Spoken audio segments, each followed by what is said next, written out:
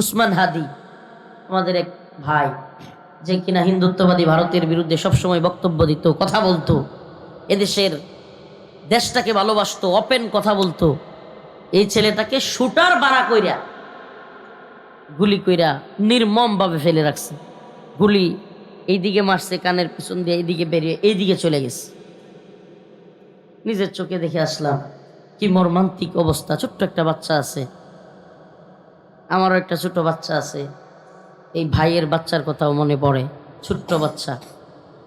আসলে উনি আছে বলা যাবে না, ওনার যে জায়গায় আঘাত লাগছে এবং যেদিকে বের হয়ে গেছে এই অবস্থায়।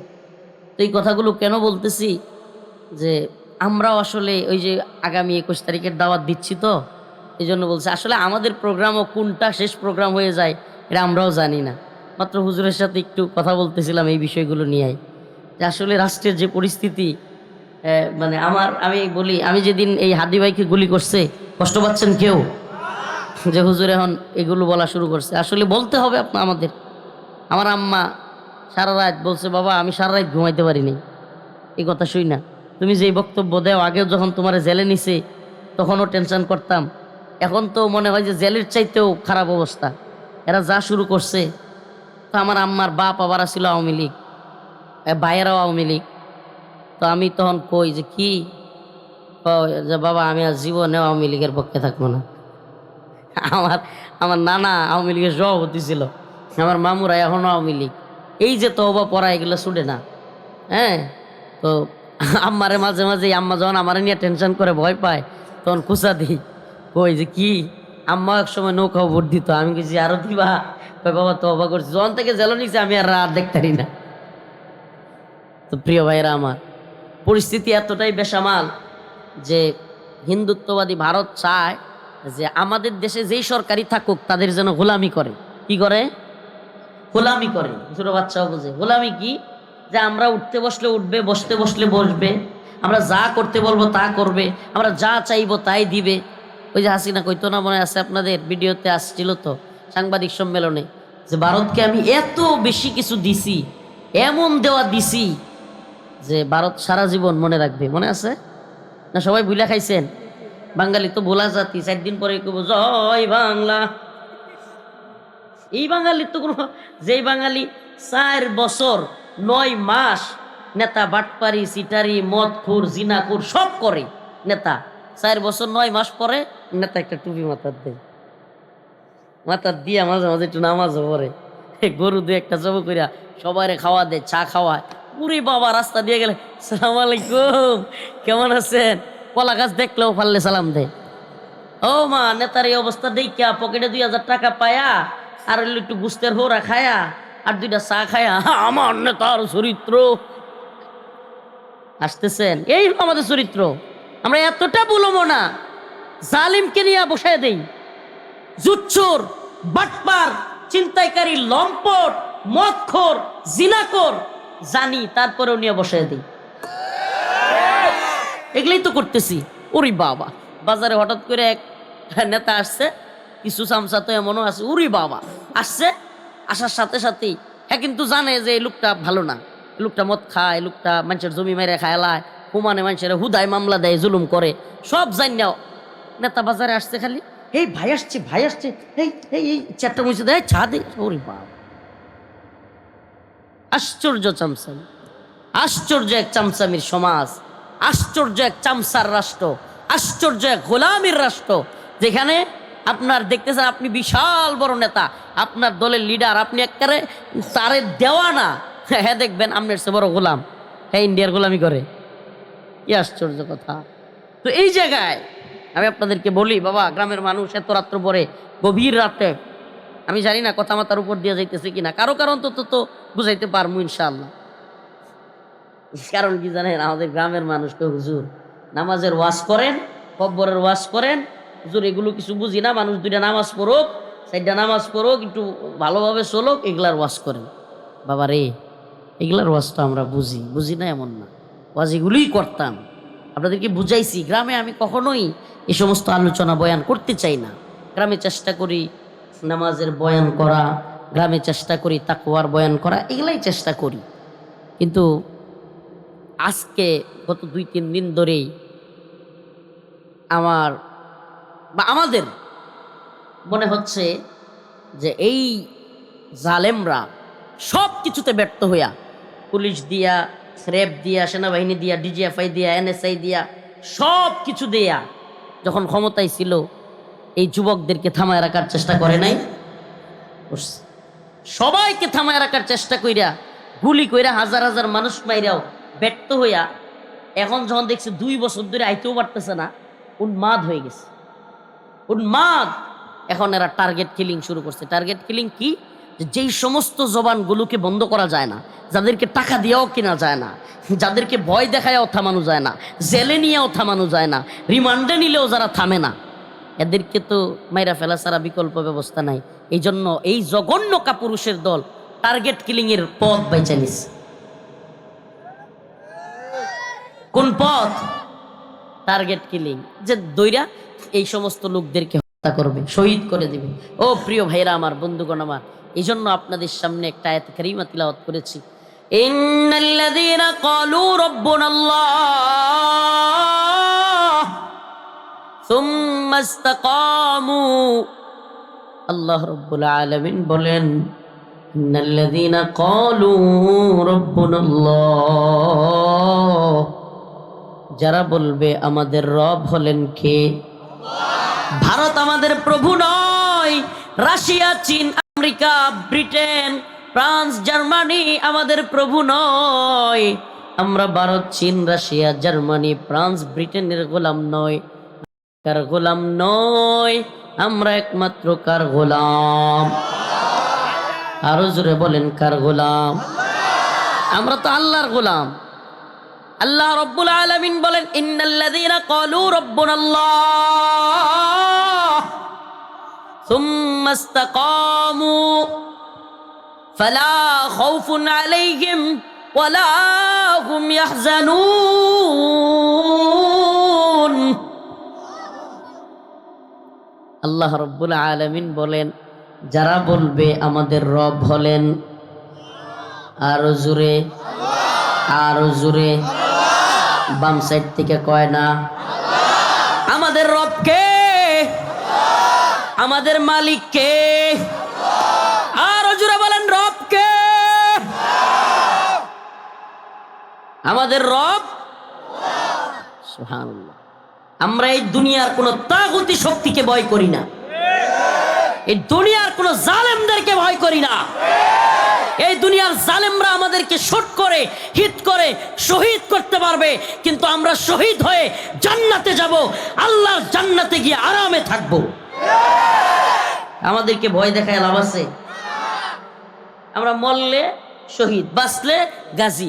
দুনিয়ায় যতদিন বেঁচে আছি মানুষকে আল্লাহর দ্বীনের দাওয়াত দিব, দিন ফেরি করে বেড়াবো, আর যদি শহীদ হয়ে যায় আল্লাহর জান্নাতে যাব, আল্লাহ যদি ক্ষমা করে দেয়। এই জন্য বলতেছি যে 21 তারিখ কালিয়াপাড়া যাইতে পারবো কি পারবো না, এটা নির্ভর করে বেঁচে থাকবো কি থাকবো না। যদি বেঁচে থাকি ইনশাল্লাহ দেখা হবে। আজকে শুধুমাত্র আপনাদের সাথে অল্প কিছু সময় কথা বলে বিদায় নিব, মনে কষ্ট নেবেন না। ওনার সাথে আমার এরকমই কথা ছিল যে অল্প সময় আসবো, কথা বলবো, চলে যাব। রাত্র যত গভীর হবে ষড়যন্ত্রকারীদের ষড়যন্ত্র তত গভীর হয়। অতএব দেখেন, ওই দিন যেদিন হাদি ভাই মারা আসলে চলে আসে, এটা হাদি ভাইকে যেদিন হিট করা হয়েছে, আমার আম্মা সারা রাত ঘুমাইতে পারে নাই। আমার আম্মা, আমার আহলিয়া বলতেছে যে বাবা, আমার আহলিয়া বলতেছে যে আপনার আর ওয়াশ করা লাগবে না। আমার মা বলতেছে বাবা কোনো মাহফিল দরকার নাই। আমি কইছি পরে কেমনি কি কয় যে আমাদের কিছু চাইবো না, আমরা কোনো কিছু দরকার নেই, তবু ওয়াজ লাগতো না। এই রাতের বেলা এত দূর থেকে দূরে যাও, এই টেনশনে আম্মা কয় আমি ঘুমাইতেই পারি না। প্রিয় বাবারা আমার, এই রিস্ক জীবনের এই মর্মান্তিক অবস্থাকে সামনে রেখে এবং মানে এটা একটা নির্মম বাস্তবতাকে সামনে রেখেও আমরা আপনাদের সামনে আসি। ওয়াল্লাহি, আল্লাহকে সাক্ষী রেখে বলছি, দুনিয়ার কোনো খায়েশাত পূরণ করবার জন্য না। একমাত্র চাওয়া এই উম্মাহ যেন জাগ্রত হয়, এই উম্মাহ যেন সমস্ত গোলামের জিনজির মুক্ত করে একমাত্র আল্লাহর গোলামের দিকে ফিরে যায়।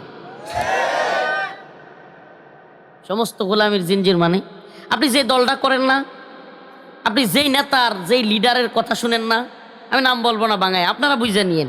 এই প্রায় দলগুলোর লিডাররা, নেতারা কোনো না কোনো দেশের গোলামি করে।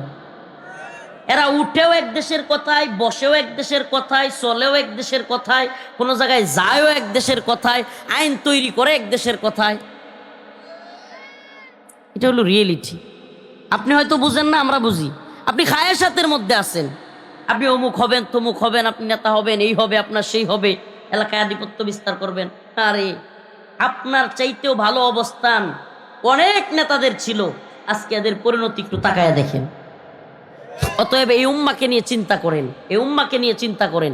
যারা উম্মাকে নিয়ে চিন্তা করবে, যারা জাতিকে নিয়ে চিন্তা করবে, তারা কখনোই পকেট আর পেটের দান্দাবাজি করতে পারবেন। প্রিয় ভাইরা আমার, বন্ধুগণ আমার, আল্লাহ বলতেছেন আল্লাহ তাখাফু ওয়ালা তাহজানু ইন্নাল্লাযীনা ক্বালু রাব্বুনাল্লাহ সুম্মা ইসতাকামু ফালা খাউফুন আলাইহিম ওয়ালা হুম ইয়াহজানুন। আল্লাহ রাব্বুল আলামিন অন্য এক জায়গায় বলেন তাতানাজ্জালু আলাইহিমুল মালাইকা আল্লা তাখাফু ওয়ালা তাহজানু ওয়া আবশিরু বিল জান্নাতিল্লাতী কুনতুম তুআদুন। আল্লাহ পাক বলেন এদের কোনো চিন্তা নাই যারা বলে আমাদের রব আল্লাহ, একমাত্র আল্লাহকে বিশ্বাস করে, আল্লাহর গোলামি করে। আল্লাহ রব্বুল আলামিন বলেন তাদের কোনো ভয় নাই, তাদের কোনো চিন্তা নাই, তাদের কোনো পেরেশানি নাই। তাদের জিম্মাদারি কার হাতে? তাদের জিম্মাদারি কার হাতে? আমি আপনাদেরকে একটা কারগুজারি শোনাই, গ্রামের প্রোগ্রাম। দোয়া করেন আমাদের জন্য আর কি, বাকি সুবহানাল্লাহ, আমরা আল্লাহর জিম্মায় আছি এটাই মনে করি। আল্লাহ পাক বলছেন যে, আল্লাহ রসুল বলছেন মান সাল্লা সালাতাল ফাজর, যে ফজরের নামাজ পড়বে, রাসূলুল্লাহ সাল্লাল্লাহু আলাইহি সাল্লাম বলেছেন ফাওয়া ফি জিম্মাতিল্লাহ, সে আল্লাহর জিম্মায় চলে যায়। সুবহানাল্লাহ। যে ফজরের সালাত আদায় করবে সে কার জিম্মায় চলে যায়? আল্লাহ যেন আমাদেরকে ফজরের নামাজ পড়ার সবাইরে তৌফিক দান করেন, আমিন। জোরে বলেন আমিন। সবাই নামাজ পড়বেন তো ইনশাআল্লাহ? সব 5 ওয়াক্ত নামাজ পড়বেন তো? আসলে ফজরের কথা কেন বললাম? সুবহানাল্লাহ, শীতের দিনে যে ফজর পড়তে পারবে ইনশাআল্লাহ সে বাকি 4 ওয়াক্ত পড়তে পারবে।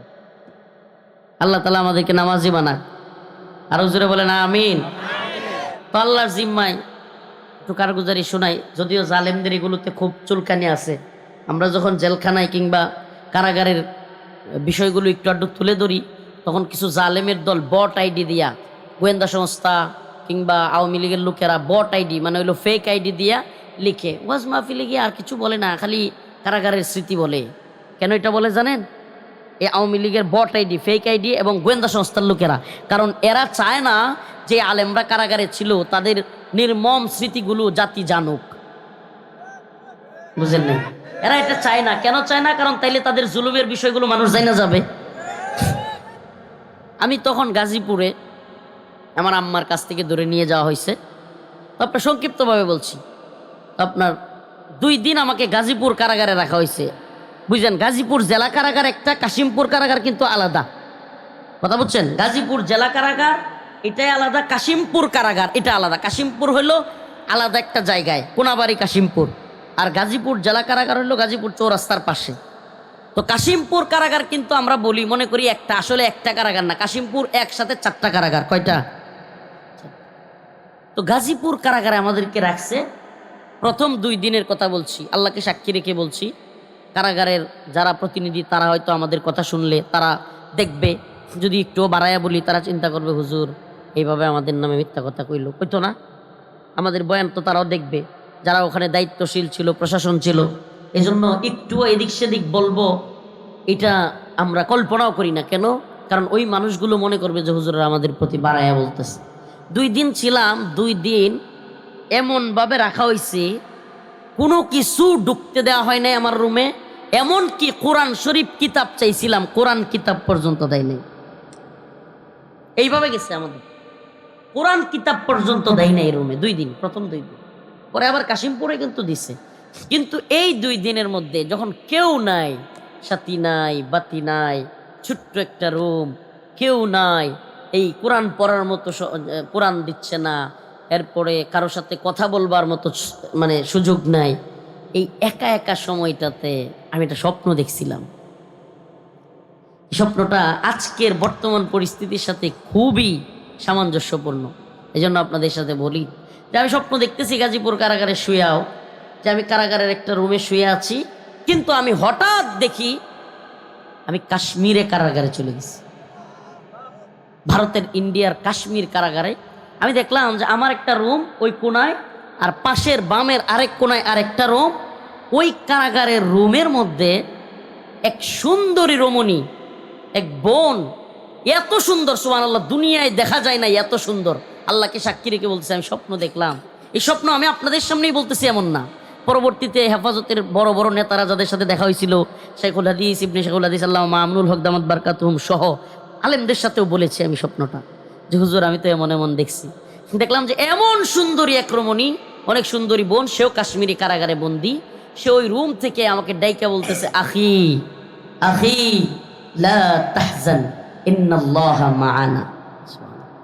আখি, হে আমার ভাই, লা তাহজান, টেনশন করিও না, পেরেশান করিও না, ইন্নাল্লাহা মাআনা, আল্লাহ আমাদের সাথে আছে।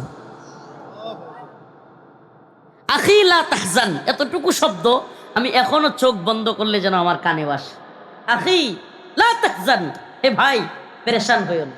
সুবহানাল্লাহ। পরের অংশটা কি? ইন্নাল্লাহা মাআনা, কে আমাদের সাথে আছে?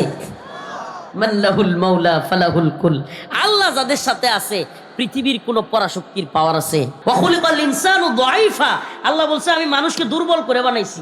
এই মানুষ, হে মানুষ, আল্লাহ মাফ করুক, আমরা অহংকার করি, জুলুম করি, অথচ আল্লাহ এমন নরম একটা রগ দিছে, গলা দিছে, যে ব্লেড দিয়ে একটা ঠুস করে টান মারলে আমি শেষ। কিসের এত অহংকার, কিসের এত দাম্ভিকতা? কিভাবে আমরা মানুষের উপর জুলুম করতে পারি বলেন না? আমাদের যেই গলা, যেই নরম, একটা ছোট্ট বেলেট কিংবা খুর দিয়ে টান দিলে কি হবে? হ্যাঁ, এটা কি শুধু এই যে লেডিকান্দার আর নান্দাইলের আর নেত্রকোনার লোকেরা, বাংলাদেশের লোকে না, নাকি পৃথিবীর যে কোনো প্রান্তের লোক হোক, গলায় যদি একটা বেলেট দিয়ে টান দেয় শেষ? কথা কন না? ওই যে ইয়াতে যান না, ওই যে সেলুনে চুল কাটতে, যখন চুল এদিকে নেয় এদিকে নেয়, অনেকে আছে চুল এরকম করতে থাকে, সব ঘুমায় রে। কি করে? ঘুমায় যায় না? চুলে এরকম মাথায় একটু হাত দিয়ে দিলে ঘুমায়। আচ্ছা সেলুনওয়ালা যদি একবার, কি হবে? সাবধান, সেলুনওয়ালার লগে কিন্তু বেড়াগিরি দেখেন না, সাবধানে দেখেন। শেষ কিনা বলেন, শেষ কিনা? তাইলে বলেন মানুষ কি দাম্ভিকতা আমাদের, কিসের অহংকার আমরা করি?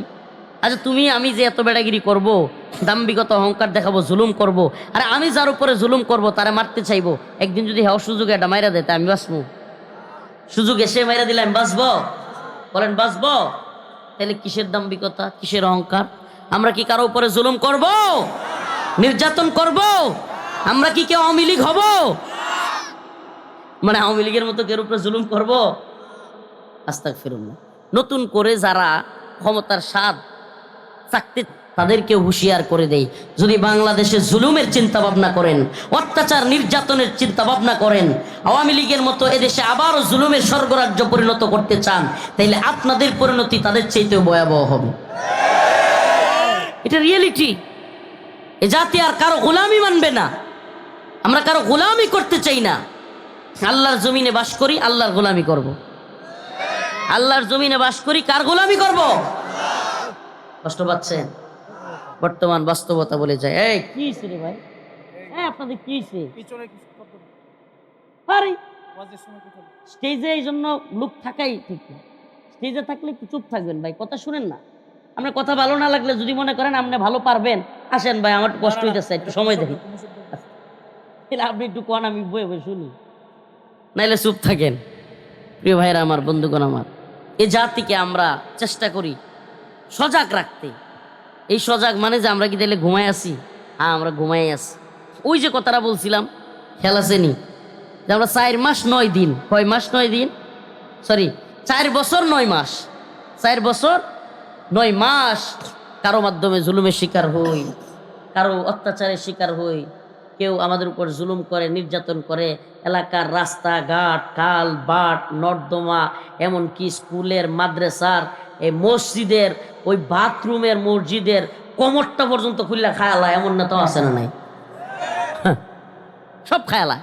হুজুর বাথরুমের কমর কেমনে খাইবো? সাবাই খাইতারবো? এডি খায়ালায়। রাস্তার ইট খায়ালায়, রাস্তার রড খায়ালায়, সিমেন্ট খায়ালায়, বালুড়ি পর্যন্ত খায়ালায়। হুজুর এটি খাইতারবো? ঢেয়াডি খায়ালায়। আছে না নাই? কথা কি গায়ে লাগতেছে? এই এত কিছুর পরেও আমরা জানি, তারপরেও দিন শেষে ওই 4 বছর 9 মাস পরে 2টা গরু জবাই করে দেয়। আর ওই যে কবিতা একটা কইলতাম, ভোটের আগে চান্দু চাচাই কইলো আমাগে রে, এমপি যদি হইতাম পারি দিমু গোলা বরে। গোলা ছিলেন তো? ওই যে দান্ত হয়, যে বিশাল বড় বড় দান্ত হয়। আপনারা কি কন? ডুলি। ডুলি নেত্রনার লগে মিল আছে, ডুলি। ভোটের আগে চান্দু চাচাই কইলো আমাগে রে, এমপি যদি হইতাম পারি দিমু ডুলি বরে। এমপি হইয়া দেখা গেল চাচার নাগাল কিডা পায়, আমরা গরিব আমাগে রে দেখার মতো কেউ নাই। ভোটের আগে চান্দু চাচাই কইলো আমাগে রে, এমপি যদি হইতাম পারি দিমু ডুলি বরে। এমপি হইয়া দেখা গেল চাচার নাগাল কিডা পাই, আমরা গরিব আমাগে রে দেখার মতো কেউ নাই। হাসান আমিসা কইছে, সত্যি কইছে। কথা কন্যা করে বেড়ান। আরে আমি তো নেত্রনার, আমরা মই সিংহে বেড়ান, কথা তো মানি। বুঝা যাইতেছে তো? এটা বাস্তবতা। এক বস্তা এটা করবো, ওইটা করবো, এই করে ফেলবো, সেই করে ফেলবো। আরে আপনি এত কিছু করবেন, তাইলে আপনি মানুষের কাছে পাও ধরান লাগবো, মাপ চাওয়ান লাগবো, এরপরে কষ্ট পাইতেছেন, এরপরে মানুষের কাছে কান্দা দেওয়ান লাগবো, আবার ভুট্টা দিন জমা। আপনার টিয়া পয়সা আছে, আপনি কাজ করতে পারলে তো নেতা না হয়েও পারবেন। তা আপনি কান্দেন কি লেগিয়া? ও নাকি নিজের দান্দার লাগি? হ্যাঁ প্রিয় ভাইরা আমার, বন্ধুগণ আমার, সাবধান, হুঁশিয়ার, সতর্ক হন। এই দেশে থাইকাও যারা ভারতের গোলামি করবে, আমরা এদেরকে ক্ষমতায় চাই না। আকাড়ার দল আমাদেরকে গোলামি করাইতে চায়, যেগুলো এখনো রাস্তাঘাটে টয়লেট করে, জঙ্গল গিয়া টয়লেট করে, হাগে, এগুলা চায় আমরা তাদের গোলামি করব। আমরা তোদের গোলাম না, আমরা মোদির গোলাম না, আমরা আল্লাহর গোলাম। এই জন্য মুসলমান ইমানদার, জানি না, আবারও বলছি, জানি না কোন কথা আমাদের শেষ কথা হবে, কিন্তু আল্লাহর কোরআন থেকে বলে যায় আমাদের উপর জুলুম, নির্যাতন, অত্যাচার আসবে, কিন্তু দিন শেষে আমরা সিজদাটা দিব কাকি? আমাদের সিজদাটা পশ্চিম দিকে ফিরে হবে, ভারতের দিকে ফিরে না। আমাদের সিজদাটা আমেরিকার দিকে ফিরে হবে না, আমাদের সিজদাটা হবে মক্কা মদিনার দিকে ফিরে। আমাদের সিজদাটা বাইতুল্লাহর কাবার দিকে ফিরে হবে। আমাদের এই কল্লা ফেলে দিতে পারবা, কিন্তু আমাদের কল্লাকে ঘুরাইতে পারবা না। এই জন্য প্রিয় হাজিরিন, আপনাদের সবাইকে বলি, একটু সতর্ক থাকবেন। যে কথাগুলো বললাম খুব খেয়াল দিয়ে শুনবেন। যে একটা কথা মনে রাখবেন, যদি কেউ ভারতের গোলামি করে, আপনার দলের হোক, এই দল ছেড়ে দিবেন। আপনার নেতা হোক, এই নেতা ছেড়ে দিবেন। সরকার যদি ভারতের গোলামি করে, প্রকাশ্যে বলছি, আওয়ামী লীগের এবং হাসিনার বিরোধিতা করেছি, প্রকাশ্যে বলে যাচ্ছি যুব সমাজ, যদি ডক্টর মোহাম্মদ ইউনূসের সরকার কিংবা আগামী সরকারও ভারতের গোলামি করে, এই সরকারগুলোকে লাথি দিয়ে হাসিনার মতো খেদাই দিতে হবে। আমরা বাংলাদেশপন্থী থাকতে চাই, আমরা ইসলামপন্থী, আমরা আল্লাহর গোলামি করি। আমাদের দেশ ভারতের কথাই চলবে না। এদেশে 54 বছর 71-এর পর থেকে নিয়ে ভারতের গোলামি চলছে। খালি আওয়ামী লীগ করে নাই, যতগুলো সরকার আসছে সবগুলো ভারতের গোলামি করছে। আলামত কি? ওই যে দেন না, জাতীয় পার্টির একটা আছে রয়ের দালাল জিএম কাদের, ভারত থেকে এসে বলে ভারত কি বলেছে এটা আমি বলতে পারবো না। মানে চিন্তা করছেন, মানে সে কি বইলা দিছে এটাও জাতির সামনে সে বলতে পারবে না। কত বড় দালাল! আপনি যদি কি বলতেছে, কেন কি হচ্ছে এটাই বলতে না পারেন, তা আগামী দিনে আপনি যদি সরকার হন, তাইলে তো এদের কথাই উঠবেন আর বসবেন। আপনি কি হয়েছে আপনি হেঁটেই বলতে পারেন না, কোনো আমি বলতে পারবো না, আমার সমস্যা আছে। কি পরিমাণ ডরায় চিন্তা করছেন, মানে মরার ভয় এদের কি পরিমাণ।